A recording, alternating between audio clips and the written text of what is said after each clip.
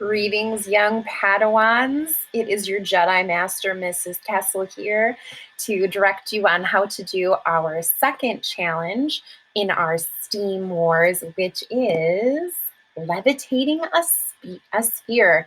So this week, we are going to be using the Force to levitate an object. To levitate means something float. Now, if you have ever seen any of the Star Wars movies, you will know that the Jedis can use the Force to move things with their mind.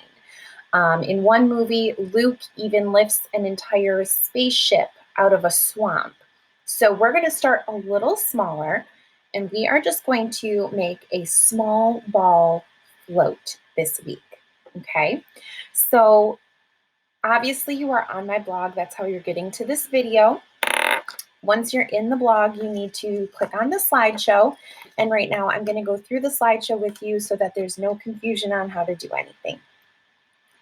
So here we have our title page, Levitating a Sphere. As you can see, the little Bitmoji, she is using a straw to levitate a sphere. That is what we are going to do.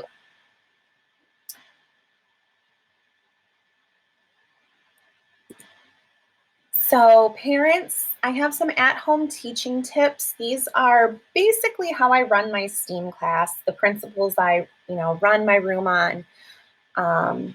This should be a learning experience for the kids. So it's okay if we don't get it right on the first try, if we don't build something right, if we don't do something right. The important thing is to just always be reflecting. So asking so many questions, not just what, but how and why. Those are the really important questions we try to get to. So I'll let you take the time to read that. On the next slide, there is a video of me levitating a sphere. You can watch that, and it shows how you should be able to levitate the sphere. And so this is the challenge.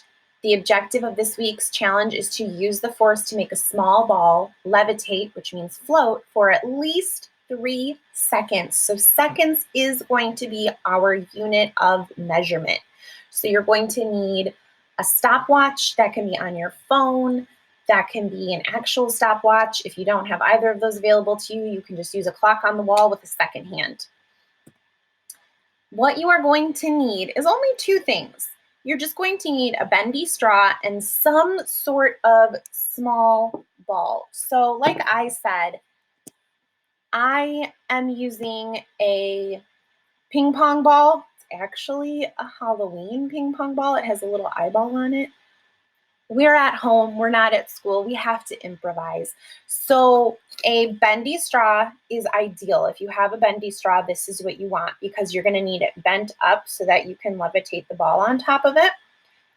In our last challenge, I did show you how to just take a piece of paper to make a tube. It was in one of the videos, I believe, for the double circle glider. You can just make a tube out of paper if you don't have a bendy straw, and then just carefully kind of bend your tube because you do need something pointing upward. Or I suppose you could just lean your head back and point the straw up and try it that way if you didn't have a bendy straw. A ping pong ball works best. You want something that is really light and doesn't weigh very much. I've tried a couple of things. I did try this little toy golf ball, so it's not heavy, but I found that the little divots in it, the holes, kind of made it hard to balance. The thing I found that worked best besides the ping pong ball was this ball like you would have in a ball pit, like when you go to McDonald's or like Chuck E. Cheese. One of those balls. I have a ton of these. My son loves these. If you don't have either of those, another thing I used was some tin foil to make a small ball. You want to keep it small because you don't want it to weigh a lot, but do your best to really make it as perfect of a sphere as possible because the little edges are going to catch the air differently and make it more challenging. And maybe you're really good at this and you want a challenge, and so this might be for you.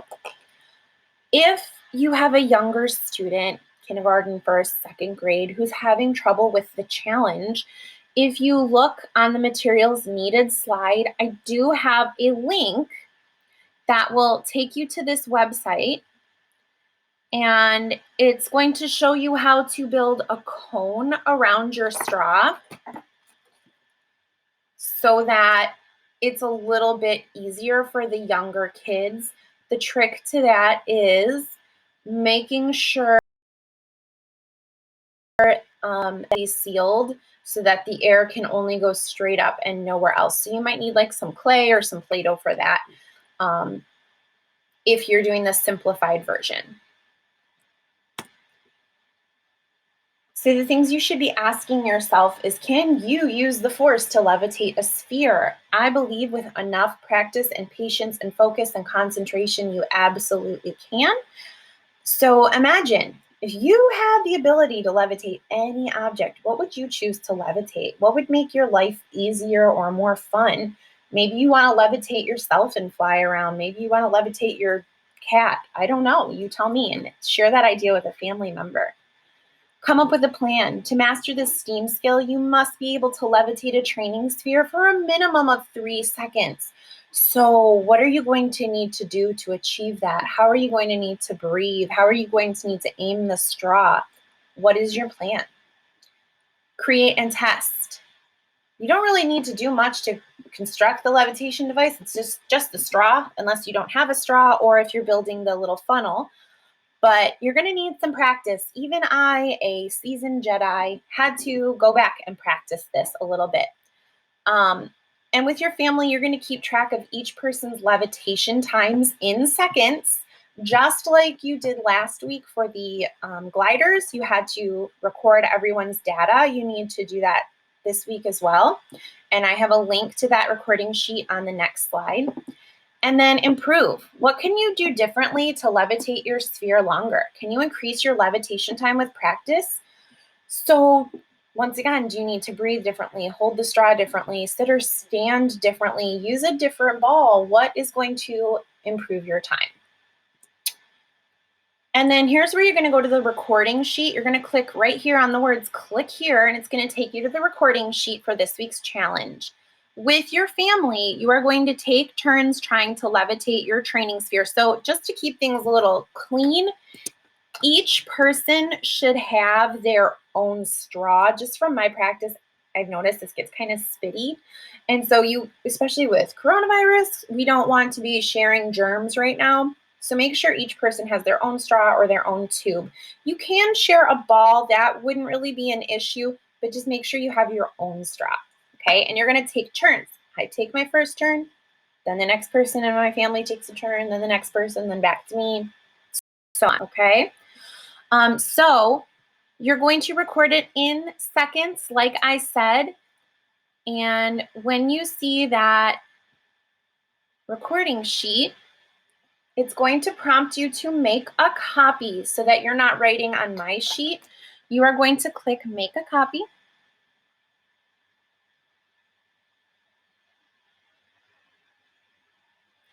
Okay, and the recording sheet will come up. It's just taking a moment to load. It looks similar to last week's sheet. I've added a new GIF on here and changed the title, but this is where you are going to record your data, and like it says, in seconds. So the first person to go puts their name here, and then their first time, maybe 3 seconds. And then the next person goes and they record their time.